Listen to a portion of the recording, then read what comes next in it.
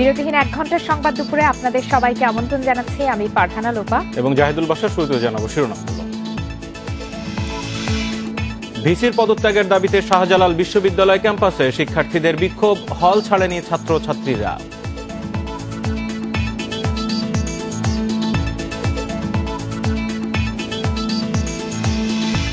Hat trick জয়ের পর জনগণকে সাথে নিয়ে কাজ করার অঙ্গীকার আইবির, সমর্থকদের বিজয় উল্লাস।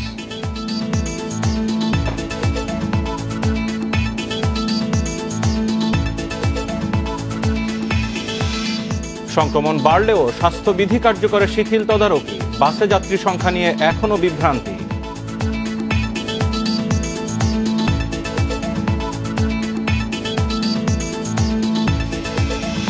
মহামারীর 2 বছরে বিশ্বের শীর্ষ 10 ধনীর সম্পদ বেড়ে দ্বিগুণ, 14 বছরেও বাড়েনি এত অর্থ প্রাচুর্য।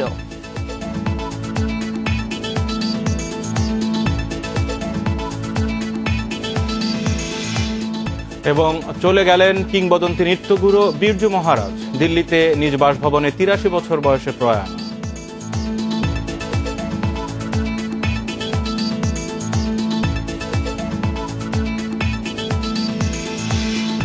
এবার বিস্তারিত খবর। সংঘর্ষের পর বিশ্ববিদ্যালয় অনির্দিষ্টকালের জন্য বন্ধ ঘোষণা করলেও হল ছাড়তে রাজি নয় সিলেট শাহজালাল বিজ্ঞান ও প্রযুক্তি বিশ্ববিদ্যালয়ের শিক্ষার্থীরা। সকাল 9টা থেকে ক্যাম্পাসের গোলচত্র জড়ো হয়ে আন্দোলনের নামে অনেক শিক্ষার্থী। এদিকে রোববারের বিশৃঙ্খল পরিস্থিতি তদন্তে অধ্যাপক রাশেদ তালুকদারকে প্রধান করে 8 সদস্যের কমিটি গঠন করা হয়েছে। এর আগে আন্দোলনকারী শিক্ষার্থীদের উপর পুলিশি হামলার প্রতিবাদে রোববার রাতেই প্রথমে শাবিপ্রবির শিক্ষার্থীরা বিশ্ববিদ্যালয় গেটে পুলিশের জলকামান ও রায়ট কার আটকে দেয়। এরপর মিছিল নিয়ে ক্যাম্পাস প্রদক্ষিণ করে শিক্ষার্থীরা, যাতে আরও 2 ছাত্রী হলের ছাত্রীরাও যোগ দেয়। মিছিল পরবর্তী সমাবেশে উপাচার্যের পদত্যাগ দাবি করে তাকে বিশ্ববিদ্যালয় ক্যাম্পাসে অবাঞ্ছিত ঘোষণা করা হয়। একই সাথে ছাত্র উপদেষ্টা ও প্রক্টোরিয়াল বডিরও পদত্যাগের দাবি করেন শিক্ষার্থীরা। এ সময় সিরাজুন্নেছা হল প্রভোস্টের পদ ছাড়েন জাফরিন আহমেদ লিজা। নিম্নমানের খাবার, অব্যবস্থাপনা সহ নানা অভিযোগে বৃহস্পতিবার থেকে আন্দোলন করছেন শিক্ষার্থীরা।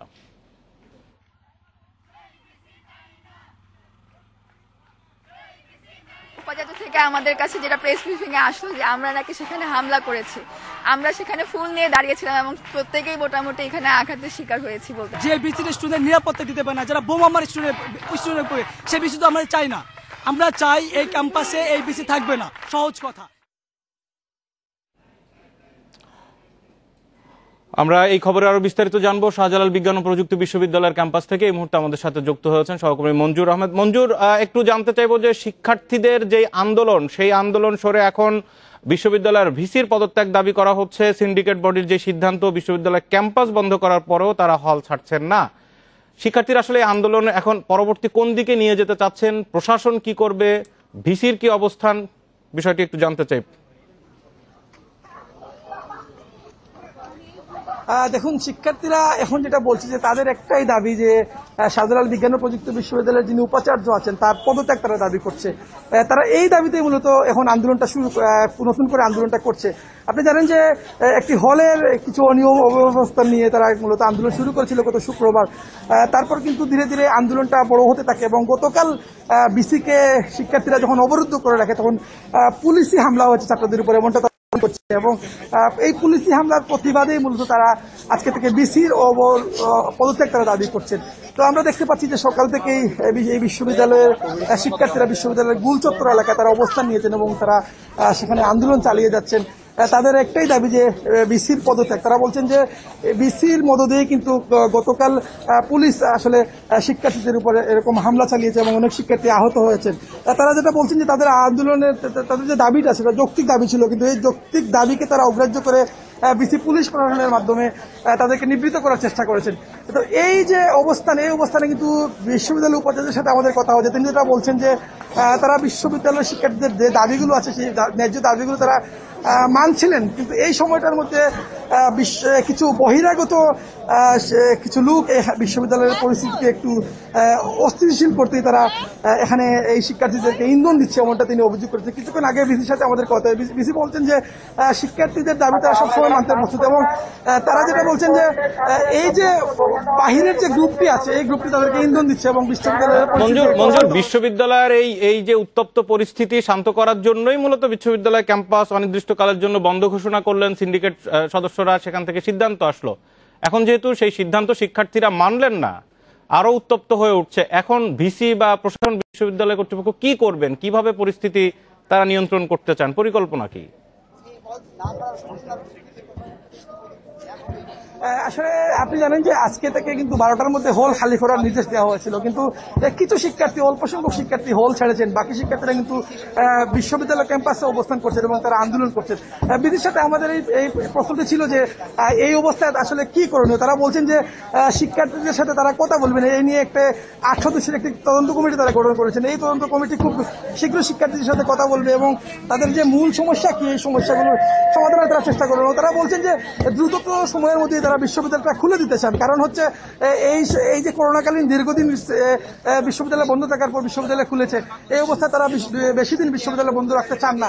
সেক্ষেত্রে তারা চান যে সুষ্ঠু সমাধান, এবং এই সুষ্ঠু সমাধান করতে হলে তারা মূলত হচ্ছে যে তদন্ত কমিটি আছে তারা কিন্তু শিক্ষার্থীদের সাথে কথা বলে খুব দ্রুত সংকটটা নিরসন করার চেষ্টা করবেন বলে আমাদেরকে জানিয়েছেন উপাচার্য। শাহজালাল বিজ্ঞান ও প্রযুক্তি বিশ্ববিদ্যালয়ের আন্দোলনের সর্বশেষ খবরাখবর জানছিলাম। নারায়ণগঞ্জ সিটির মেয়র পদে টানা তৃতীয়বার বিজয়ের পর কর্মী সমর্থক ও ভোটারদের ভালোবাসায় সিক্ত সেলিনা হায়াৎ আইভী। সকাল থেকে নারায়ণগঞ্জের দেওভোগে নবনির্বাচিত মেয়রের বাসভবনের সামনে ভিড় করছেন সমর্থকরা। কেউ ফুল নিয়ে, কেউ বা তাঁর দলীয় প্রতীক নৌকা উপহার নিয়ে শুভেচ্ছা জানাচ্ছেন আইভীকে। নেচে গেয়ে উল্লাস করতে করতে পুরো এলাকা জমিয়ে তোলেন কর্মী সমর্থকরা। তারা বলছেন, বিগত দিনে নগরবাসীকে দেয়া বিভিন্ন প্রতিশ্রুতির আইভীর ওপর দল এবং ভোটাররা আস্থা রেখেছেন। নারায়ণগঞ্জবাসীর এই আস্থার প্রতিদান দিয়ে নিরলস কাজ করে যাওয়ার অঙ্গীকার করেছেন সেলিনা হায়াৎ আইভী। রবিবারের নির্বাচনে তৃতীয়বারের মতো সিটি মেয়র নির্বাচিত হন তিনি। নিকটতম প্রতিদ্বন্দ্বী স্বতন্ত্র প্রার্থী তৈমুর আলম খন্দকারের চেয়ে ৬৬,৫৩৫ ভোট বেশি পান আইভী।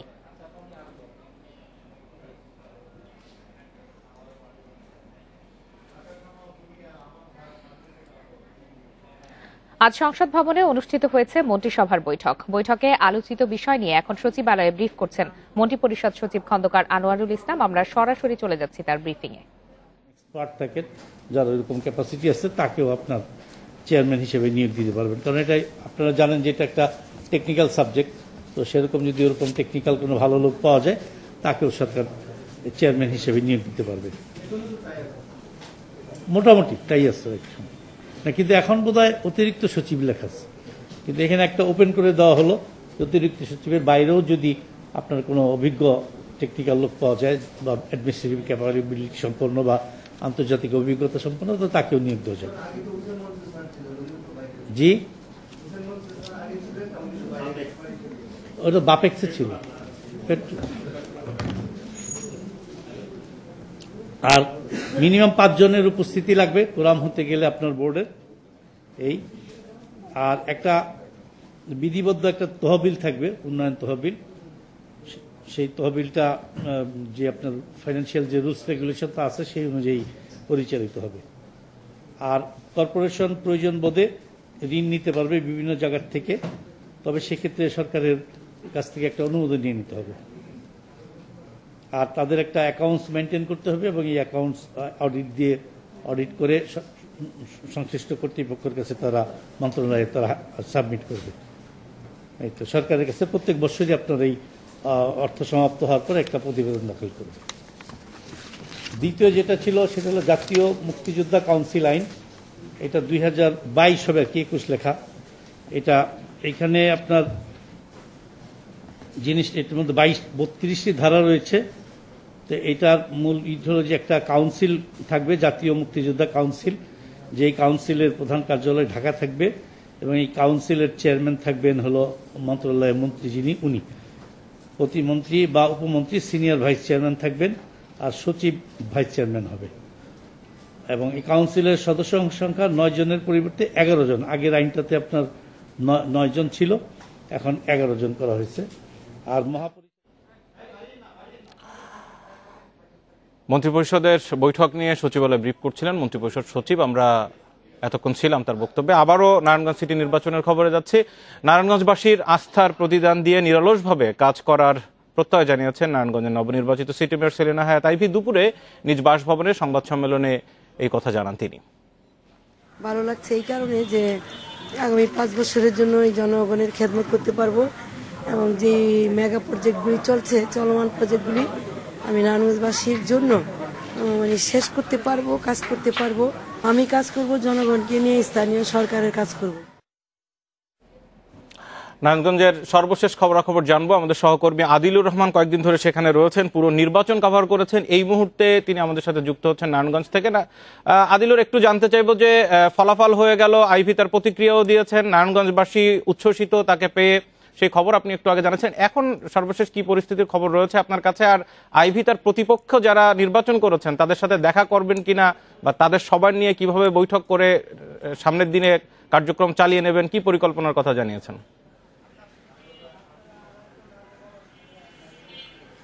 দেখুন, কালকে ফলাফল ঘোষণার পরে আজকে যে সকালের যে সূর্যোদয়, সেই সূর্যোদয়টি কিন্তু আসলে একটি নতুন নারায়ণগঞ্জের সূর্যোদয়, নতুন নারায়ণগঞ্জ সিটি কর্পোরেশন হয়েছে। তো সব মিলিয়ে আসলে আমরা যখন পুরো নারায়ণগঞ্জে সকাল থেকে ঘুরেছি, আজকে কিন্তু নারায়ণগঞ্জের মানুষের কাছে একটি কথা সব জায়গায় আলোচনা চলছে, নারায়ণগঞ্জ সিটি কর্পোরেশন, নারায়ণগঞ্জবাসী নতুন মেয়র পেয়েছেন, নতুন কাউন্সিলর পেয়েছেন। এই নতুন মেয়র, নতুন কাউন্সিলরদের কাছে তাদের কি প্রত্যাশা, কে কিভাবে কাজ করবেন, কে কতটুকু কাজ করতে পারবেন, সেই আলোচনাগুলোই কিন্তু এখন নগরবাসী করছেন। এবং একই সাথে যারা নির্বাচিত হয়েছেন তাদের মধ্যে যেমন উৎসব চলছে, কর্মী সমর্থক, ভোটার সবার মধ্যে কিন্তু আসলে এক ধরনের উচ্ছ্বাস আমরা আসলে লক্ষ্য করেছি। আওয়ামী লীগের যিনি মেয়র নির্বাচিত হয়েছেন সেলিনা হায়াৎ আইভী, তার বাসায় সকাল থেকে আমরা দেখেছি নেতাকর্মীরা এসেছেন, তাকে ফুল দিয়ে, নৌকা উপহার দিয়ে শুভেচ্ছা জানিয়েছেন। তো সেলিনা হায়াৎ আইভী তিনি বলেছেন যে নগরবাসীর জন্যই তিনি নির্বাচিত হয়েছেন, নগরবাসী তার উপর আস্থা রেখেছে, সেই আস্থার প্রতিদান তিনি আসলে দিতে চান। যে উন্নয়ন প্রকল্পগুলো আছে, যে উন্নয়ন প্রকল্পগুলো এই মুহূর্তে নারায়ণগঞ্জের সুন্দর পরিচ্ছন্ন নগরী গড়ার জন্য দরকার, সেগুলো তিনি আসলে নেবেন। এবং একই সাথে তিনি বলেছেন তার যে মূল প্রতিদ্বন্দ্বী স্বতন্ত্র মেয়র প্রার্থী তৈমুর আলম খন্দকার, তাকে আজকে সকালবেলায় তিনি ফোন করেছিলেন। তিনি বাসায় না থাকার কারণে তিনি সেখানে যেতে পারেননি, তবে বিকালবেলায় তিনি আবার তাকে ফোন করবেন। যদি তিনি বাসায় থাকেন তৈমুর আলম খন্দকার, তার বাসায় তিনি মিষ্টি নিয়ে যাবেন। এবং যারা তার সঙ্গে প্রতিদ্বন্দ্বিতা করছেন প্রত্যেককে যদি কোনো পরামর্শ থাকে, সবাইকে নিয়ে একসাথে এই সুন্দর নগরী গড়ার জন্য তিনি কাজ করবেন, এটি কিন্তু তিনি আসলে জানিয়েছেন। তো আমার কাছে নারায়ণগঞ্জ সিটি কর্পোরেশনের এটি ছিল এখনকার সবশেষ খবর। নারায়ণগঞ্জে আইভীর বিজয়ের পর সেখানকার খবরাখবর জানাচ্ছেন আমাদের সহকর্মী। করোনা সংক্রমণের হার বাড়ায় হাসপাতালে বাড়ছে রোগীর চাপ। সপ্তাহের ব্যবধানে রাজধানীর কোনো হাসপাতালে ফাঁকা নেই আইসিইউ। তবে উপসর্গ সহ শনাক্তদের যারা টিকার ডোজ সম্পন্ন করেছেন তাদের অধিকাংশই হাসপাতালে প্রাথমিক চিকিৎসা শেষে ফিরেছেন বাড়িতে। শনিবার বিকাল ৩টা ৩০ কুর্মিটোলা জেনারেল হাসপাতালে জরুরি বিভাগে রোগীর জটলা। উপসর্গ সহ করোনা শনাক্তরা পরামর্শের জন্য ভিড় করছেন এ হাসপাতালে। এছাড়া প্রতি ঘন্টায় ভর্তি হচ্ছে নতুন রোগী। কাশি, জ্বর, শ্বাসকষ্ট লাগতেছে।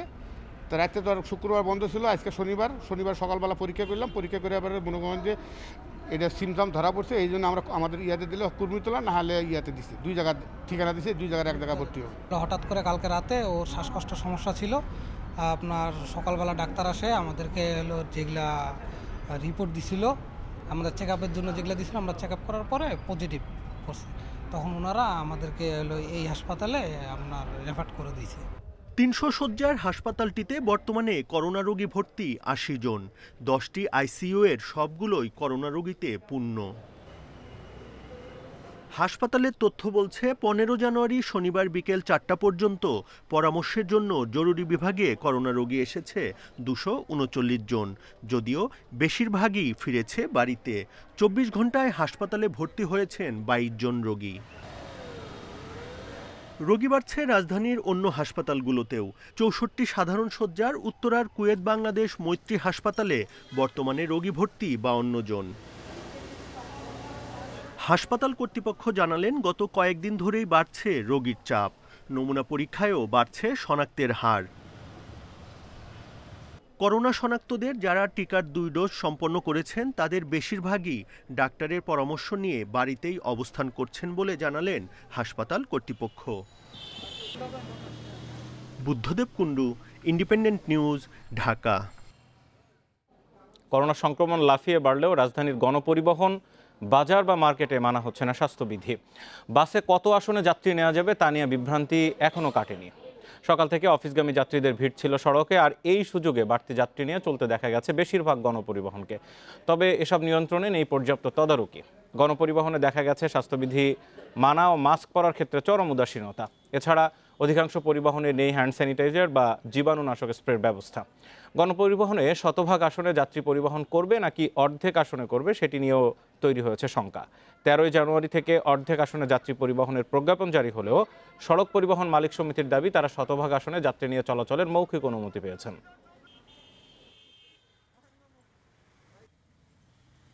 যাত্রী সব যারা দাঁড়ায় করা নিতেছে, আবার করোনার কথা শুনতেছি যে এক সিট খালি আগের মতন আসবে, কিন্তু কিছু হচ্ছে না। বাসে প্রচুর জ্যাম, মানে সিট নাই, লোক নাই, মানে লোকের প্রচুর আনাগমন। বাসে দাঁড়ানোর মতো জায়গা থাকে না, ঠেলে বললেও তারা মানে না আমাদের কথা। করোনা পরিস্থিতির এই মুহূর্তে স্বাস্থ্যবিধি কতটা কি মানা হচ্ছে, বিশেষ করে গণপরিবহনের স্বাস্থ্যবিধির কি খবর জানবো ঢাকা এবং চট্টগ্রাম থেকে আমাদের সহকর্মীদের কাছ থেকে।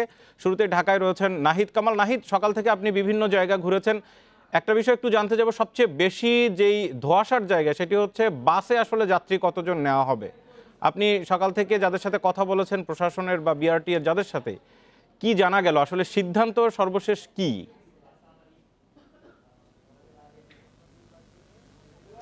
আসলে মূলত সরকারের পক্ষ থেকে যে 11 দফা নির্দেশনা দেওয়া হয়েছে সেখানে স্পষ্ট জানিয়ে দেওয়া হয়েছিল যে প্রতিটি বাসে বা গণপরিবহনে অর্ধেক আসনে যাত্রী নিয়ে প্রতিটি গণপরিবহন চলাচল করবে। কিন্তু আমরা গত কয়েকদিন ধরে ইভেন আজকে সকাল থেকে রাজধানীর যাত্রাবাড়ি, তারপর হচ্ছে উত্তরা, আবদুল্লাপুর সহ অন্যান্য যেসব এরিয়া আছে, একেবারে গণপরিবহন যেসব এরিয়াতে বেশি চলে, সব এরিয়াতে আমরা একটা চিত্র দেখেছি, প্রতিটি গণপরিবহনই শতভাগ যাত্রী নিয়ে চলাচল করছে। এই ক্ষেত্রে যেটি দেখা যাচ্ছে, সরকার প্রজ্ঞাপন দিয়েছে আপনার বলা চলে অর্ধেক আসন ফাঁকা রেখে গণপরিবহন চলাচল করবে, কিন্তু শতভাগ যাত্রী নিয়ে চলাচল করছে। এক্ষেত্রে বাস মালিক কর্তৃপক্ষ যেটি বলছেন, তারা মৌখিক অনুমতি পেয়েছেন শতভাগ যাত্রী পরিবহনের ক্ষেত্রে। আমি যদি এখন এখানকার আপনার মহাখালীর চিত্রটা আপনাকে একটু দেখাই, এখানে কিছুক্ষণ আগেও বিআরটিএ নির্বাহী ম্যাজিস্ট্রেট অভিযান পরিচালনা করেছেন এবং তারা যে বিষয়টি মূলত প্রাধান্য দিচ্ছেন, বাসের ড্রাইভার এবং চালক তাদেরকে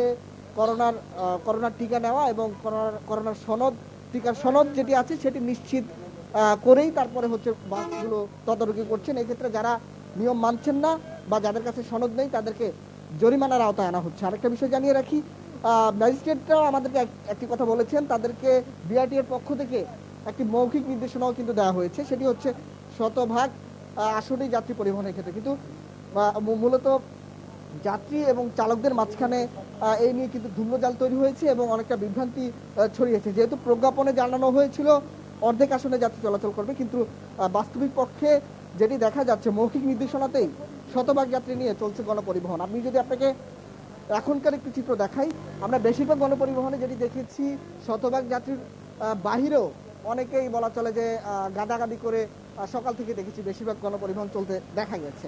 সেই ক্ষেত্রে বলা চলে অনেক বাস মালিক কর্তৃপক্ষ যেটি বলছেন, তার নির্দেশনার বিষয়ে আসলে স্পষ্ট তাদের কাছেও কোনো ধারণা নেই, যেই কারণে কিনা তারাও এই বিষয়গুলোকে বলা চলে যে উদাসীনতার সুযোগটা কিন্তু তারাও নিচ্ছেন। তবে এই পরিস্থিতি যদি এভাবে চলতে থাকে, সরকারের যে 11 দফা নির্দেশনা সেটি বাস্তবায়ন করা না গেলে করোনা পরিস্থিতি আরো ভয়াবহ হবে, এমনটাই কিন্তু আশঙ্কা করছেন বিশেষজ্ঞরা।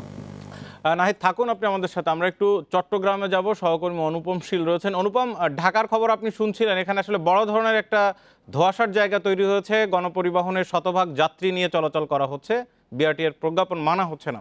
চট্টগ্রামের খবর কি সেটি জানবো, একই সাথে আর সার্বিক করোনার যে নির্দেশনা অন্যান্য জায়গাগুলোতে আসলে সেটি মানা হচ্ছে কিনা।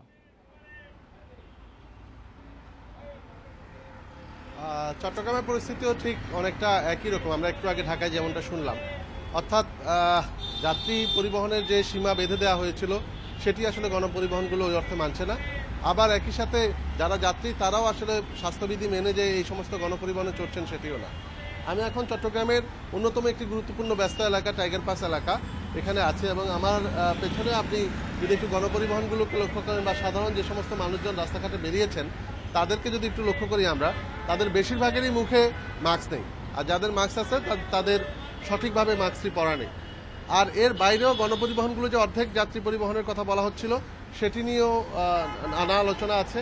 এখানে বাস মালিকরা, বিশেষ করে চট্টগ্রাম শহরের ভিতর যে সমস্ত গণপরিবহন চলে তাদের মালিকদের সংগঠন তারা যেটি বলছেন যে যেহেতু ঢাকায় মালিকরা একটি অর্থাৎ পুরো গাড়িতে যাত্রী নিয়ে চলাচলের একটি সিদ্ধান্ত নিয়েছে, সেই প্রেক্ষাপটে তারা এখানেও একইভাবে যাত্রী পরিবহন করছেন। আরেকটি বিষয় এখানে তারা বলছেন যে যেহেতু অর্ধেক যাত্রী নিয়ে পরিবহন করলে তাদের প্রতিদিনের যে তেলের খরচ বা অন্যান্য যে আনুষঙ্গিক পরিবহন খরচ আছে সেটি পোষানো সম্ভব নয় ভাড়া না বাড়ালে, তাহলে এক্ষেত্রে তাদের জন্য আসলে গাড়ি চালানোই অনেকটা কঠিন হয়ে পড়বে। সেই হিসেবে আমরা আশঙ্কাও করেছিলাম যে হয়তো কোথাও কোথাও যাত্রীরা এর আগের বার যেমনটা আমরা দেখেছি যে বাস মালিকরা তাদের গাড়ি বন্ধ রেখেছিল, একটি রাস্তা জুড়ে প্রচণ্ড গণপরিবহন সংকট তৈরি হয়েছিল। আর যাত্রীদের মধ্যেও যেটি বলা হচ্ছে যে আসলে এই মাস্ক বা এই ধরনের স্বাস্থ্য সুরক্ষা মেনে না চলার পেছনে তাদের অনেক অজুহাত, অনেক কারণ রয়েছে। তবে সবচেয়ে বড় যেটি বিষয় ধারণা করা হচ্ছে যে সমস্ত অফিস আদালত এখন একেবারেই পুরোপুরিভাবে খোলা, এবং সেখানে যদি এই ধরনের কোনো নিয়ন্ত্রণ না এনে হঠাৎ করে গণপরিবহনের উপর এই ধরনের যাত্রী পরিবহনের নিয়ন্ত্রণ নিয়ে আসে, সেটি যাত্রী যারা অফিসগামী আছেন বা যারা বিভিন্ন কারণে রাস্তায় না আসেন তাদের জন্য একটি বড় ধরনের সমস্যা তৈরি করতে পারে। এ ধরনের একটি বিষয় যাত্রীরা কিন্তু বিভিন্নভাবে আমাদেরকে বলেছেন। তবে সবকিছু মিলিয়ে আমরা চট্টগ্রামের করোনা পরিস্থিতি বেশ খারাপের দিকেই বলতে পারি। অর্থাৎ গত 24 ঘন্টায় 3 জন মারা গেছেন, এটি প্রায় 6 মাসের বেশি সময় পরে একদিনে 3 জনের মৃত্যু, এবং শনাক্তের যে হার সেটি প্রায় 27 ভাগের উপরে। এবং সবচেয়ে আশঙ্কার যেটি অনুপম এবং নাহিদ কামাল, আপনাদেরকে ধন্যবাদ। সরকারি নির্দেশনা পালনে একটা জগাখিচুড়ি পরিস্থিতি চলছে ঢাকা এবং ঢাকার বাইরে, সেই খবর জানাচ্ছিলেন আমাদের সহকর্মীরা। টেকনাফ থানার সাবেক ওসি প্রদীপ ও তার স্ত্রী চুমকির বিরুদ্ধে দুদকের করা মামলার সাক্ষ্য গ্রহণের তারিখ পিছিয়েছে। সকালে প্রদীপের আইনজীবীর করা আবেদনের শুনানি শেষে সাক্ষ্য গ্রহণের তারিখ পেছানো হয়। আগামী 17 ফেব্রুয়ারি পরবর্তী সাক্ষ্যের দিন ধার্য করা হয়েছে। এর আগে গত 15 ডিসেম্বর দুদকের এই মামলায় অভিযোগ গঠন করা হয়। প্রায় 2,35,98,000 টাকা জ্ঞাত আয় বহির্ভূত সম্পদ অর্জনের অভিযোগে 2020 সালে বরখাস্ত ওসি প্রদীপ ও তার স্ত্রী চুমকি কারণের বিরুদ্ধে মামলা করে দুদক। এই মামলায় সাবেক ওসি প্রদীপকে গ্রেপ্তার দেখানো হলেও পলাতক আছেন তার স্ত্রী চুমকি কারণ।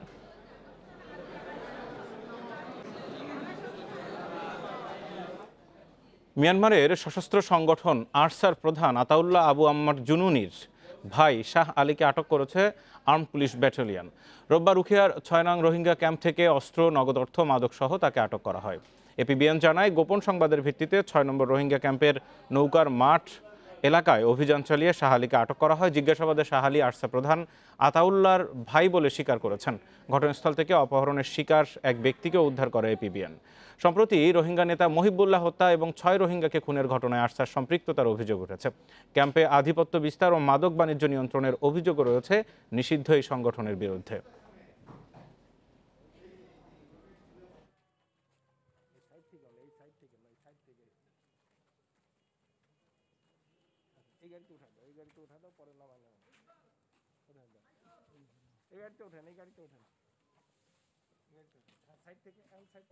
আপনারা দেখছেন বিরতিহীন সংবাদ দুপুরে আরো যা থাকছে। এক বছরে মোটরসাইকেল দুর্ঘটনায় 2214 জনের মৃত্যু, নিবন্ধন সীমিত করার পরামর্শ।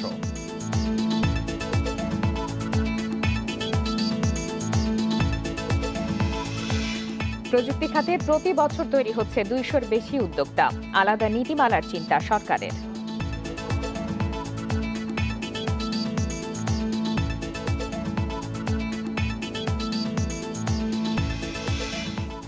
এক বছরে মোটরসাইকেল দুর্ঘটনা বেড়েছে অন্তত 50%, আর মারা গেছে 2214 জন, যা 2020 সালের তুলনায় 54% বেশি।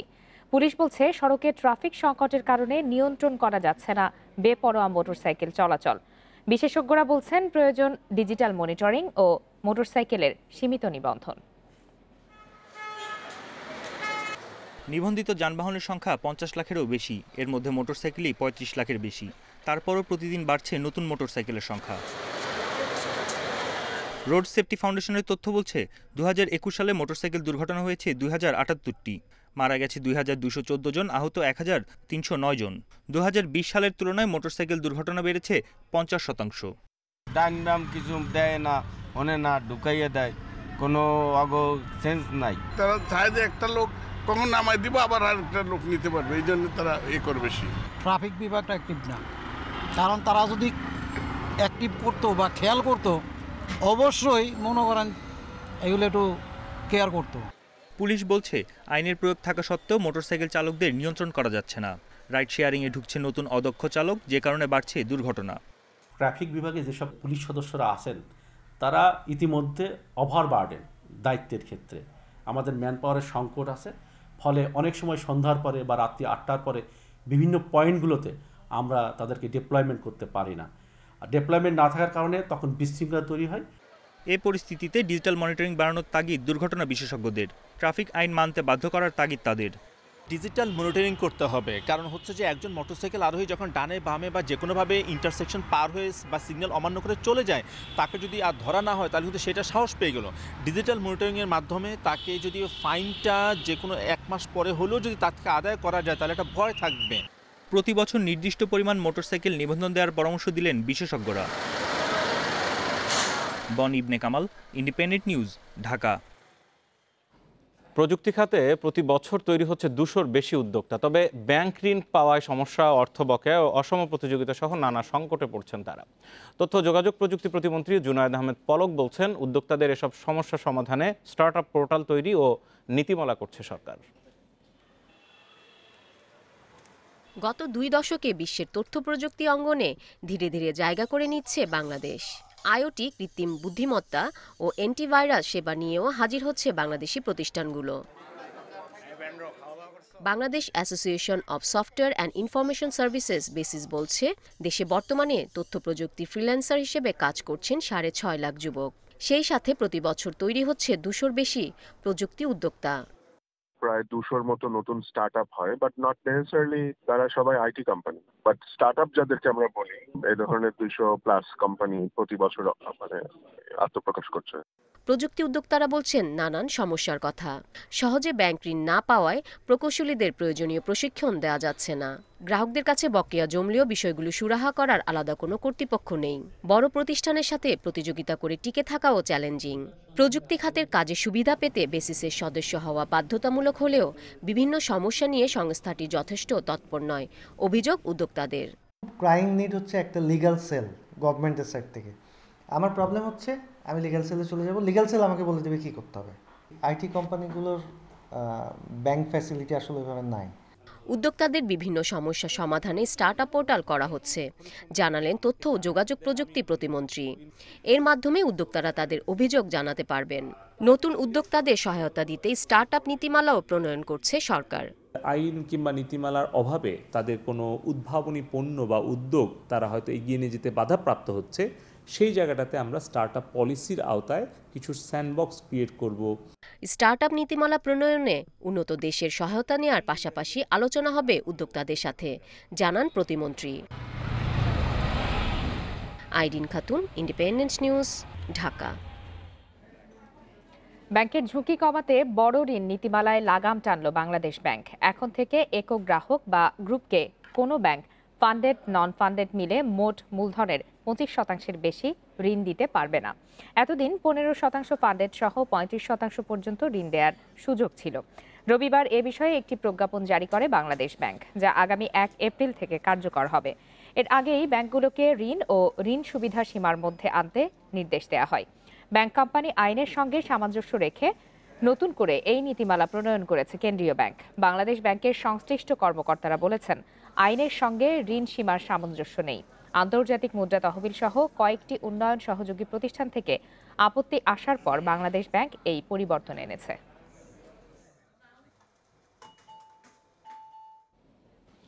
সারা দেশে 22 জানুয়ারি পর্যন্ত বাড়তে থাকবে শীতের প্রকোপ। এরপর আছে বৃষ্টির পূর্বাভাস। রাজশাহী, রংপুরের উপর দিয়ে বয়ে যেতে পারে শৈত্যপ্রবাহ, ঘন কুয়াশায় ব্যাহত হতে পারে চলাচল। রোববার এসব তথ্য দিয়েছে আবহাওয়া অফিস। হিমালয় হয়ে আসা হিমেল বাতাসে বাড়ছে শীত। দিনের বেশিরভাগ সময় থাকছে কুয়াশায় ঢাকা। রোববারও দেশের সর্বনিম্ন তাপমাত্রা রেকর্ড করা হয়েছে তেঁতুলিয়ায় 8.9 ডিগ্রি সেলসিয়াস। তবে রাজধানী ঢাকাসহ কিছু জেলায় সূর্যের দেখা মেলায় শীতপ্রবণ এলাকার চেয়ে জনজীবন ছিল সহনীয়। গরমের সময় আমাদের কাজ করতে যেরকম প্রবলেম হয় সেই প্রবলেমটা হচ্ছে না, কাজ করে খুব ভালো লাগছে। এই বছর কমই, তারপরে আজকে একটু ঠান্ডা ভালোই লাগছে। তবে আবহাওয়া অফিস বলছে শীত বাড়ছে আর এ ধারা অব্যাহত থাকবে আগামী 6 দিন পর্যন্ত। এরপর হতে পারে বৃষ্টি, রাজশাহী, রংপুরের ওপর দিয়ে বয়ে যেতে পারে শৈত্যপ্রবাহ। 16 তারিখ থেকে 20 তারিখ পর্যন্ত শীতের অনুভূতির তীব্রতা 20 তারিখ পর্যন্ত বৃদ্ধি পাবে এবং 20 তারিখের পরে তাপমাত্রার একটু ঊর্ধ্বগতি শুরু হবে। 21, 22, 23 তারিখের দিকে হালকা বৃষ্টিপাতের সম্ভাবনা আছে। বৃষ্টিপাতের পর তাপমাত্রা কমে গিয়ে মৃদু শৈত্যপ্রবাহ দিয়ে আবার শুরু হবে এবং এই শৈত্যপ্রবাহ মৃদু থেকে মাঝারি আকারে রূপ নিতে পারে। এ সময়ে মধ্যরাত থেকে সকাল পর্যন্ত দেশের নানা অঞ্চলে পড়তে পারে মাঝারি থেকে ঘন কুয়াশা। Jahanara Parvin, Independent News, Dhaka. সাতক্ষীরা পাইকগাছা সড়কের মানিকখালী সেতু এখন স্থানীয়দের স্বপ্নের সেতু। এই সেতু নির্মাণ হওয়ায় সম্প্রসারিত হয়েছে 5 ইউনিয়নের 2.5 লাখের বেশি মানুষের যোগাযোগ ও ব্যবসা বাণিজ্য। এছাড়া সরাসরি যাতায়াত সুবিধা বেড়েছে খুলনার পাইকগাছা ও কয়রায়। তবে স্থানীয় এই সেতুতে টোল আদায় বন্ধ করার আহ্বান জানিয়েছেন স্থানীয়রা। সাতক্ষীরার প্রমত্তা খোলপেটুয়া নদীর উপরে নির্মিত মানিকখালী সেতু 43 মিটার দীর্ঘ। এই সেতু একত্রিত করেছে বিচ্ছিন্ন প্রতাপনগর, খাজরা সহ 5 ইউনিয়নকে। খোলপেটুয়া নদীতে সেতু না থাকায় দীর্ঘদিন ভোগান্তিতে ছিল 2.5 লাখ মানুষ। শিক্ষা আর চিকিৎসা বঞ্চিত হওয়ার পাশাপাশি স্থানীয়দের জীবনে ছিল সীমাহীন দুর্ভোগ। তবে দীর্ঘ সময় পরে হলেও সেতু নির্মাণে খুশি স্থানীয়রা। আর চারপাশে মনোরম পরিবেশ থাকায় সেতুটি এখন পরিণত হয়েছে পর্যটন কেন্দ্রে। এই রাস্তাটা হওয়াতে আমাদের খুবই উপকার। আমাদের রাস্তা প্রায় 30 কিলোর মতো কমে গেছে। ব্রিজটা হওয়াতে আমাদের এলাকায় মনে করেন যখন তখন রুগী সাতক্ষীরা, খুলনা বিভিন্ন জায়গায় যাতায়াত এবং যারা অখরাজ করে মারামারি করে সাথে সাথে থানা থেকে পুলিশ প্রশাসন যেই সেটা মোকাবেলা করতে পারে। স্থানীয় জনপ্রতিনিধি বলছেন সেতু নির্মাণে এলাকার অবস্থার অভাবনীয় উন্নতি হয়েছে। তবে সেতুতে চলাফেরার টোল তুলে নেয়ার দাবি তাদের। যদিও বা হাইওয়ে কাগজ কলমে, কিন্তু হাইওয়ের মধ্যে দিয়েও এটা বলবো মফস্বলের মধ্যে একই গাড়ি যায় আসে, একই ভ্যান যায় আসে, একই ইজি বাইক যায় আসে। তো এরা সারা দিনে হয়তো কামাই করে হচ্ছে 100 টাকা, কিন্তু 50 টাকা দিতে হচ্ছে এখানে টোলে। যদিও সড়ক ও জনপথ বিভাগ বলছে সেতুর দৈর্ঘ্য 200 মিটারের বেশি হলে টোল দেয়া বাধ্যতামূলক। আমাদের মন্ত্রণালয় হতে সেতুটির দৈর্ঘ্যের উপর ভিত্তি করে আমরা একটা টোল প্রস্তাব করেছিলাম এবং সেটি আমাদের মন্ত্রণালয় কর্তৃক অনুমোদিত হয়েছে এবং সেই অনুমোদিত রেটের ভিত্তিতেই আমরা বিভাগীয়ভাবে বর্তমানে আমরা টোল আদায় করছি। খোলপেটুয়া নদীর ওপরে মানিকখালী সেতু নির্মাণে খরচ হয়েছে 37 কোটি টাকা। সেতুটিতে স্প্যান রয়েছে 7টি, যার প্রতিটির দৈর্ঘ্য প্রায় 43 মিটার। Independent news desk. আপনারা দেখছেন বিরতিহীন সংবাদ দুপুর। সংবাদে আরও যা দেখবেন। অনূর্ধ্ব 19 বিশ্বকাপে টিকে থাকার চ্যালেঞ্জ বাংলাদেশের। হতাশা ভুলে বাকি 2 ম্যাচ জেতার লক্ষ্য।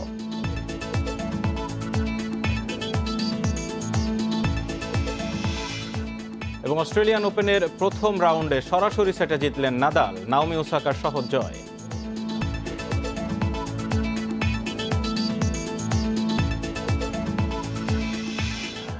বিশ্বে একদিনে 19,41,000-এর বেশি নতুন করোনা রোগী শনাক্ত হয়েছে। মারা গেছে প্রায় 4,000। এ নিয়ে বিশ্বে মোট আক্রান্ত ছাড়িয়েছে 32,88,00,000। মোট প্রাণহানি 55,57,000-এরও বেশি। 24 ঘন্টায় সর্বোচ্চ 2,87,000 রোগী শনাক্ত হয়েছে যুক্তরাষ্ট্রে। একই সময় দেশটিতে মৃত্যু হয়েছে 346 জনের। এক সপ্তাহে সেখানে সংক্রমণ কমেছে 7 ভাগ ও মৃত্যুর হার বেড়েছে 7%। সবচেয়ে বেশি 686 জন মারা গেছে রাশিয়ায়। 7 দিনে দেশটিতে মৃত্যুর হার কমেছে 9 ভাগ ও সংক্রমণ বেড়েছে 35 ভাগ। ইতালিতে নতুন শনাক্ত হয়েছে 1.5 লাখ রোগী। একদিনে প্রায় ৭১,০০০ শনাক্ত নিয়ে যুক্তরাজ্যে মোট আক্রান্ত ছাড়িয়েছে 1.5 কোটি। তবে দেশটিতে এক সপ্তাহে সংক্রমণ কমেছে ৩৮%। সেলফ আইসোলেশনের মেয়াদ কমিয়ে করা হয়েছে 5 দিন। এছাড়া যুক্তরাজ্যের ভ্রমণকারীদের সম্পূর্ণ টিকা দেয়া থাকলে দেশে ফেরার পর করা লাগবে না করোনা পরীক্ষা। সংক্রমণ রোধে ভ্যাকসিন পাস চালুর অনুমোদন দিয়েছে ফরাসি পার্লামেন্ট। ফলে টিকা নেওয়া না থাকলে রেস্তোরাঁ, সিনেমা হল, স্টেডিয়ামের মতো জায়গায় যাওয়া যাবে না। গ্রিসে 60 বছর বা এর বেশি বয়সী কারো টিকা নেওয়া না থাকলে তাদের জরিমানা করার নির্দেশ দিয়েছে দেশটির সরকার। তবে সরকারি বিধিনিষেধ ও টিকা নেওয়ার বাধ্যবাধকতার প্রতিবাদে বিভিন্ন দেশে বিক্ষোভ অব্যাহত রয়েছে। বিক্ষোভ করতে রাস্তায় নেমেছে হাঙ্গেরি, মাল্টা, নেদারল্যান্ডসের নাগরিকরা। নেদারল্যান্ডসে কয়েক হাজার মানুষ সরকারের দেয়া করোনা বিধিনিষেধ ও টিকা কার্যক্রমের নিন্দা জানিয়ে বিক্ষোভে নামে। অস্ট্রেলিয়ায় এক সপ্তাহ পর দৈনিক সংক্রমণ 1 লাখের নিচে নেমেছে। এদিকে ভারতে কারো উপসর্গ না থাকলে করোনার পরীক্ষার দরকার নেই বলে জানিয়েছে দেশটির কর্তৃপক্ষ। তবে উপসর্গহীন ব্যক্তি করোনা আক্রান্ত কারোর সাথে থাকলে কিংবা বয়স 60 বছর বা তার বেশি হলে করোনা পরীক্ষা করতে বলা হয়েছে। Tahmid Abrar, independent news. Omicron ছড়িয়ে পড়ায় এশিয়ায় বেড়েই চলেছে করোনার সংক্রমণ। এক সপ্তাহে এই মহাদেশে আক্রান্ত বেড়েছে 76% আর 5% বেড়েছে প্রাণহানি। চীনে প্রথমবারের মতো স্থানীয়ভাবে ওমিক্রন সংক্রমণের তথ্য মিলেছে। নেপালে ডেল্টার মতো ওমিক্রনও ভয়াবহ রূপ নিচ্ছে বলে সতর্ক করেছেন দেশটির স্বাস্থ্য বিশেষজ্ঞরা। চীনে আর 2 সপ্তাহ পর শুরু হতে যাচ্ছে উইন্টার অলিম্পিক। বিশাল এই আয়োজন করোনামুক্ত রাখতে চেষ্টার কোনো কমতি রাখছে না সরকার। তবে কড়াকড়ি আরোপের পরও মিলছে সংক্রমণের তথ্য। শনাক্ত হয়েছে অমিক্রনও। এতে নববর্ষে আনন্দ মাটি হতে বসেছে চীনা নাগরিকদের। এরই মধ্যে বন্ধ করা হয়েছে একাধিক উপাসনালয়। ভারতের 1 বছরের টিকা কার্যক্রমে টিকার 2 ডোজ পেয়েছে 65,48 লাখ মানুষ। টিকাকরণে সাফল্যের দাবি করলেও এশিয়ায় সংক্রমণের শীর্ষে অবস্থান করছে দেশটি। 5 দিন ধরে ভারতে প্রতিদিন শনাক্ত হচ্ছে 2.5 লাখের বেশি রোগী। সংক্রমণের শীর্ষে রয়েছে মহারাষ্ট্র। ডেল্টার মতো অমিক্রন ভয়াবহ নয়, বিশ্ব স্বাস্থ্য সংস্থার এমন মন্তব্য মানতে নারাজ নেপালের স্বাস্থ্য বিশেষজ্ঞরা। তারা বলছেন, সম্প্রতি হাসপাতালে যে হারে রোগী বাড়ছে তাতে অতি সংক্রামক এ ধরনকে সাধারণ ভেবে ভুল করার সুযোগ নেই। রোববার দেশটিতে 4,500 নতুন রোগী শনাক্ত হয়েছে, যা 7 মাস পর একদিনে সর্বোচ্চ। 3 মাস পর পাকিস্তানে আবারও দৈনিক সংক্রমণ ছাড়িয়েছে 4,000-এর কোঠা। সংক্রমণের দিক থেকে সিন্ধু প্রদেশ এগিয়ে থাকলেও এখনই শিক্ষা প্রতিষ্ঠান ও মার্কেট বন্ধ করার বিষয়ে সিদ্ধান্ত নেয়নি সরকার। 5 মাস পর তৃতীয় দিনের মতো 20,000-এর বেশি করোনা রোগী শনাক্ত হয়েছে জাপানে। এর মধ্যে সবচেয়ে বেশি 4,000 শনাক্ত হয়েছে রাজধানী টোকিওতে। কোনো প্রাণহানি না হলেও দুশ্চিন্তার কারণ হয়ে দাঁড়িয়েছে সংক্রমণ বৃদ্ধির এই ঊর্ধ্বগতি। গত বছর জুলাইতে দ্বিতীয় ধাপের সংক্রমণে বিপর্যস্ত হয় ইন্দোনেশিয়া। ডেল্টা ভ্যারিয়েন্টের কারণে বাড়তে থাকে মৃত্যুর মিছিল। ডিসেম্বরে সে বিস্তার কিছুটা কমলেও এবছরের শুরুতেই ওমিক্রনের কারণে আবারও বিপাকে পড়েছে দেশটি। 3 মাস পর শনিবার একদিনে সর্বোচ্চ 1,054 জন নতুন রোগী শনাক্ত হয়েছে ইন্দোনেশিয়ায়। ক্লাস্টার সংক্রমণের কেন্দ্রে পরিণত হয়েছে রাজধানী Jakarta. Nusrat Serin, Independent News. মহামারীর মধ্যেও বিশ্বের শীর্ষ 10 ধনীর সম্পদ দ্বিগুণ বেড়ে দাঁড়িয়েছে $1.5 ট্রিলিয়ন। প্রতিদিন গড়ে তাদের সম্পদ বেড়েছে $130 কোটি, যেখানে একই সময়ে বিশ্বে নতুন করে দরিদ্র হয়েছে 16 কোটি মানুষ। দাতব্য সংস্থা অক্সফামের প্রতিবেদনে উঠে এসেছে এসব তথ্য। ধনী দরিদ্রের এই ব্যবধান বিশ্ব অর্থনীতিকে সংকটের মুখে ফেলেছে বলছেন বিশ্লেষকরা। করোনা ভাইরাসের প্রাদুর্ভাবে টালমাটাল বিশ্ব অর্থনীতি। মহামারীর প্রায় 2 বছরে ব্যাপকভাবে ব্যাহত বৈশ্বিক বাণিজ্য। সংক্রমণ বাড়ার সাথে বিভিন্ন দেশে পাল্লা দিয়ে বাড়ছে মূল্যস্ফীতি, দারিদ্র্য ও বেকারত্বের হার। ঠিক এই সময় করোনা যেন আশীর্বাদ হয়ে এসেছে বিশ্বের শীর্ষ 10 ধনীর জন্য। আগেই ধনীদের সার্বিক সম্পদ $70,000 কোটি থাকলেও করোনার মধ্যেই তা ছাড়িয়েছে $1.5 ট্রিলিয়ন। আন্তর্জাতিক দাতব্য সংস্থা অক্সফ্যামের গবেষণা বলছে 2020 সালের মার্চ থেকে 2021 সালের অক্টোবর পর্যন্ত বিশ্বের 99% মানুষের আয় কমেছে, যেখানে প্রতিদিন $130 কোটি করে সম্পদ বেড়েছে এই 10 ধনীর। মহামারীকালে যে পরিমাণ সম্পদ ধনীদের বেড়েছে, গত 14 বছরে সেই পরিমাণ সম্পদ বাড়েনি।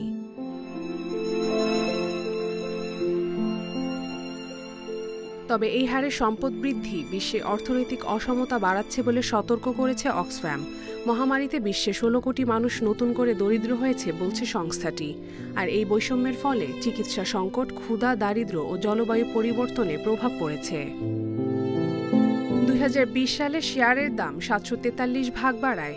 এক বছর আগেই বিশ্বের শীর্ষ ধনীর তালিকায় উঠে আসে টেসলা ও স্পেসএক্সের প্রধান নির্বাহী ইলন মাস্ক। এই 2 বছরে তার সম্পদ 1016 ভাগ বেড়ে দাঁড়িয়েছে $29,420 কোটি। একই সময় অ্যামাজনের জেফ বেজোসের সম্পত্তি 67% বেড়ে হয়েছে $20,260 কোটি। পাশাপাশি মাইক্রোসফটের বিল গেটসের 31% এবং ফেসবুকের মার্ক জাকারবার্গের সম্পদ বেড়েছে 101 ভাগ। কপ্তিয়া মুমতাহানা, ইন্ডিপেন্ডেন্ট নিউজ। আবারও 2টি স্বল্প পাল্লার ব্যালিস্টিক মিসাইলের পরীক্ষা চালিয়েছে উত্তর কোরিয়া। সোমবার উত্তর কোরিয়া পিয়ংইয়ংয়ের একটি বিমানবন্দর থেকে এই মিসাইলগুলোর পরীক্ষা চালানো হয় বলে দাবি করে দক্ষিণ কোরিয়া ও জাপানের সামরিক বাহিনী। 3 মিনিটের ব্যবধানে মিসাইল দুটি উত্তর কোরিয়ার পশ্চিম অংশ থেকে উৎক্ষেপণ করা হয় বলে জানিয়েছে জাপানের প্রতিরক্ষা মন্ত্রণালয়। উত্তর কোরিয়া বারবার মিসাইল পরীক্ষাকে আঞ্চলিক নিরাপত্তার জন্য হুমকি বলে নিন্দা জানিয়েছে জাপান। এ নিয়ে চলতি মাসে 4টি ক্ষেপণাস্ত্রের পরীক্ষা চালালো দেশটি। এর আগে 11 তারিখ ব্যালিস্টিক মিসাইল উৎক্ষেপণের পর 5 উত্তর কোরীয় নাগরিকের ওপর নিষেধাজ্ঞা দেয় মার্কিন প্রশাসন। এর পাল্টা জবাবে আবারও 14 তারিখে হাইপারসনিক ক্ষেপণাস্ত্রের পরীক্ষা চালায় উত্তর কোরিয়া।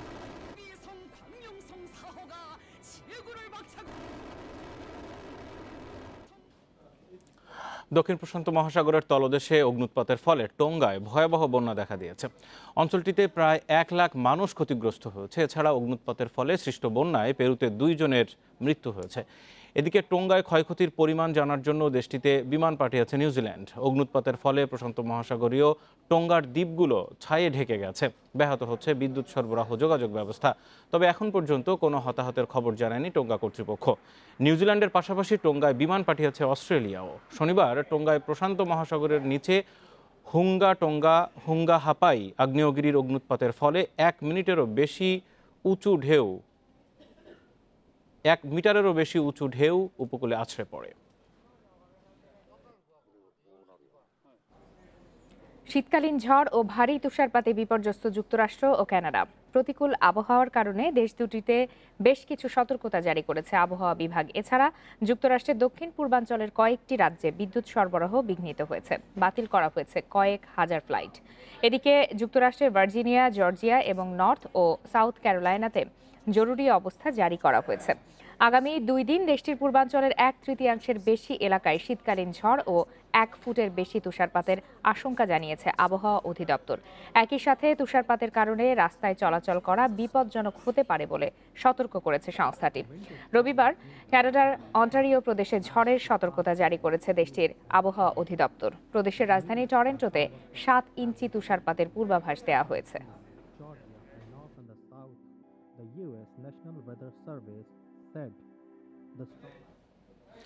ওমরা পালনে ফের নতুন নির্দেশনা দিল সৌদি আরব। দেশটির হজ এবং ওমরা মন্ত্রণালয় জানিয়েছে একাধিকবার ওমরা পালনের ক্ষেত্রে কমপক্ষে 10 দিনের ব্যবধান থাকতে হবে। সৌদি নাগরিক এবং বিদেশি সকলের ক্ষেত্রে এই নিয়ম প্রযোজ্য। এক বিবৃতিতে দেশটির মন্ত্রণালয় জানিয়েছে, প্রথমবার ওমরা পালনের পর কেউ দ্বিতীয়বার ওমরা পালন করতে চাইলে নির্দিষ্ট 10 দিনের সময় শেষে ইতমারানা বা তাওয়াক্কালনা অ্যাপ্লিকেশনের মাধ্যমে দ্বিতীয় ওমরার জন্য আবেদন করতে পারবেন। এছাড়াও তারা আরও জানায়, বিদেশ থেকে ওমরা পালন করতে আসা মুসল্লিরা দেশটিতে শুধুমাত্র 30 দিন থাকার অনুমতি পাবেন। অন্য দেশ থেকে সৌদি আরবে হজ করতে আসা মুসল্লিদের বয়স 12 বা তার বেশি হতে হবে। একই সঙ্গে তাওয়াক্কালনা অ্যাপ্লিকেশনে টিকা গ্রহণের বিষয়টি নিশ্চিত করতে হবে।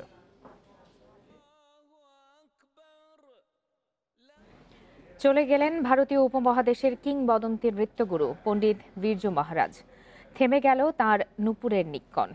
হৃদরোগে আক্রান্ত হয়ে রবিবার রাতে দিল্লিতে নিজ বাসভবনে শেষ নিঃশ্বাস ত্যাগ করেন তিনি। তাঁর বয়স হয়েছিল 83 বছর।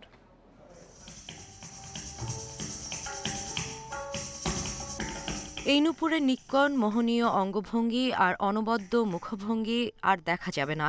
থেমে গেল ছন্দ তাল লয়ের অনবদ্য মিলনে অসংখ্য কালজয়ী পরিবেশনার স্রষ্টা পণ্ডিত বিরজু মহারাজের জীবন স্পন্দন।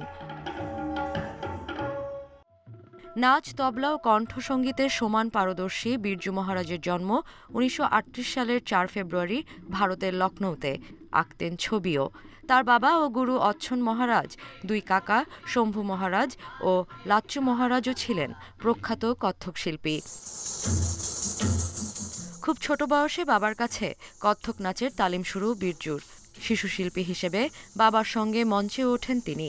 1952 সালে মাত্র 14 বছর বয়সে কলকাতায় প্রথম একক পরিবেশনা নিয়ে মঞ্চ মাতান বিরজু মহারাজ। বাবা হারা কিশোর বিরজুর জীবন সংগ্রামের শুরু তখনই।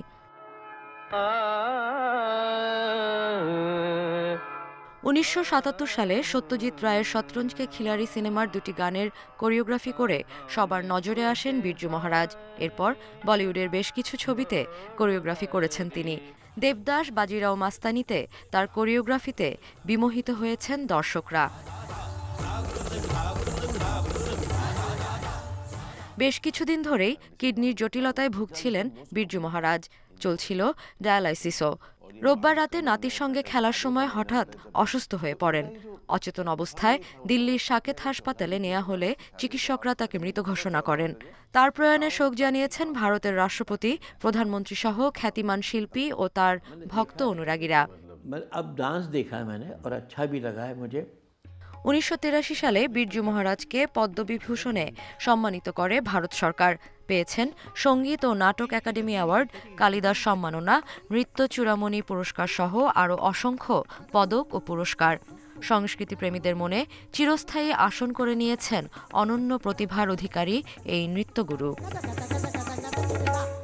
সাদিয়া ফ্রেন্ড, ইন্ডিপেন্ডেন্ট নিউজ। অনূর্ধ্ব 19 বিশ্বকাপের বর্তমান চ্যাম্পিয়ন বাংলাদেশ, অথচ আসরের শুরুটা প্রচণ্ড হতাশার। ইংল্যান্ডের কাছে 7 উইকেটের হার বড় না, বরং 97 রানে অল আউট হয়ে আলোচনার কেন্দ্রে রাকিবুলের দল। পরের 2 ম্যাচে জিতে কাপ পর্বে টিকে থাকাই এখন মূল চ্যালেঞ্জ। শিরোপাধারীদের শুরুটা এমন হবে কে ভেবেছিল? অনূর্ধ্ব 19 বিশ্বকাপে বাংলাদেশের উন্নতির গ্রাফটা যে বরাবরই ঊর্ধ্বমুখী। প্রথম 4 আসরে প্রথম রাউন্ডই পেরোতে পারেনি লাল সবুজের দল। 2016-তে সেমিতে উঠে তাক লাগিয়ে দেয় মিরাজের নেতৃত্বাধীন বাংলাদেশ। আর 2020-এ রূপকথা রচনা করে আকবররা। বৈশ্বিক শিরোপা জয় করে ইয়াং টাইগার্স। বর্তমান চ্যাম্পিয়নদের ঘিরে প্রত্যাশার পারদ ছিল উপরে, তবে ইংল্যান্ডের বিপক্ষে অসহায় আত্মসমর্পণে হতাশ করেছে রাকিবুলরা। টস জিতে ব্যাটিংয়ের সিদ্ধান্ত প্রশ্নবিদ্ধ। ম্যাচ শেষে প্রতিক্রিয়ায় টাইগার অধিনায়ক নিজেই দিয়েছে সেই ইঙ্গিত। তবে কেন এই আত্মঘাতী সিদ্ধান্ত? আমরা ব্যাটিংয়ে খারাপ করেছি, এ জায়গায় উন্নতি করে পরের ম্যাচে ঘুরে দাঁড়াতে চাই। তবে বোলারদের নিয়ে সন্তুষ্ট। দ্বিতীয় ইনিংসে পিচ ব্যাটিং সহায়ক ছিল, সেখানে বোলাররা ভালো করেছে। ইংল্যান্ড শক্তিশালী দল, কঠিন লড়াই অনুমিত ছিল। তবে টস হেরে ফিল্ডিং পাওয়ায় লড়াই কিছুটা সহজ হয়েছে ইংলিশদের। টস হেরে বোলিং পাওয়ায় অবাক হয়েছি। যেভাবে শুরু করেছি তাতে খুশি। বয়ডেন গেল কয়েক সিরিজ ধরেই ভালো করছে। ওর বলে ভালো সুইং আছে, বিশেষ করে বাঁহাতি ব্যাটারদের বিপক্ষে ও ভয়ানক। গ্রুপ পর্বে বাংলাদেশের বাকি 2 প্রতিপক্ষ আরব আমিরাত ও কানাডা। পরবর্তী রাউন্ডে যেতে এই 2 দলকে হারাতে মরিয়া ইয়াং টাইগার্স। ফেরদৌস ইসলাম, ইন্ডিপেন্ডেন্ট নিউজ। ওয়ানডে টি-20-র পর ভারতের টেস্ট দলের অধিনায়ক হতে যাচ্ছেন রোহিত শর্মা। বিরাট কোহলি টেস্ট অধিনায়কত্ব ছাড়াই এমন খবর বেরিয়েছে ভারতীয় গণমাধ্যমে। সাউথ আফ্রিকার কাছে 2-1 ব্যবধানে সিরিজ হারের পর টিম ইন্ডিয়ার টেস্ট অধিনায়কের পদ থেকে সরে দাঁড়ান কোহলি। আগামী মাসে আছে শ্রীলঙ্কার বিপক্ষে সিরিজ। তার আগে নতুন টেস্ট অধিনায়ক খুঁজতে হবে বিসিসিআইকে। ওয়ানডে ও টি-20 অধিনায়ক রোহিত শর্মাকে বেছে নেওয়ার সম্ভাবনাই বেশি, তবে আলোচনায় আছেন KL রাহুলের নাম। ভারতের একাধিক গণমাধ্যমে উঠে এসেছে এমন খবর।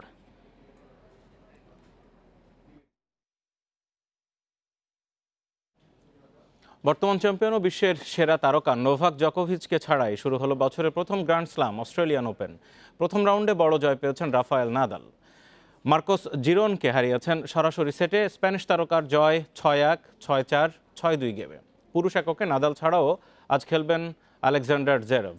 নারী এককে বর্তমান চ্যাম্পিয়ন নাওমি ওসাকা জয় পেয়েছেন প্রথম রাউন্ডেই। কামিলা ওসোরা বাতিলের পর এরই মধ্যে দেশে ফিরেছেন সার্বিয়ান তারকা জকোভিচ।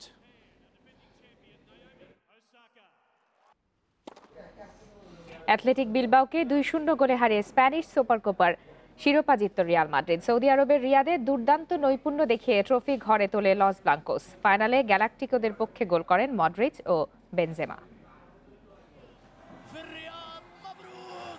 কিং ফাহাদ স্টেডিয়ামে স্বাগতিকের আমেজ পেয়েছে রিয়াল মাদ্রিদ। গ্যালারির 30,000 দর্শকের সিংহভাগই যে লস ব্লাঙ্কোদের সমর্থক। সেই অকুণ্ঠ সমর্থনের প্রতিদানও দিয়েছে রিয়াল।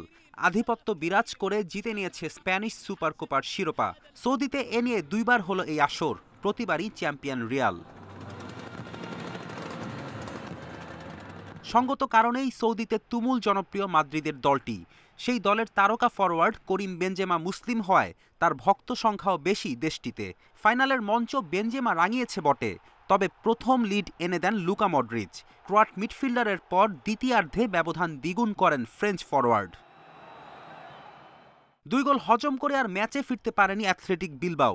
একের পর এক আক্রমণে চেষ্টা চালিয়েছে, কিন্তু ফল আসেনি। শেষ দিকে গোলমুখে হাতে বল লাগায় লাল কার্ড দেখেন রিয়াল ডিফেন্ডার মিলিতাও। কোর্তোয়ার নৈপুণ্যে পেনাল্টি শটে ব্যবধান কমাতে ব্যর্থ হন বিলবাও মিডফিল্ডার গার্সিয়া। যেমনটা খেলা উচিত ছিল ছেলেরা তেমনটাই খেলেছে। 70% সময় ম্যাচ আমরাই নিয়ন্ত্রণ করেছি। আমরা বিভিন্ন পন্থায় খেলতে পারি, এটা আমাদের বড় শক্তি।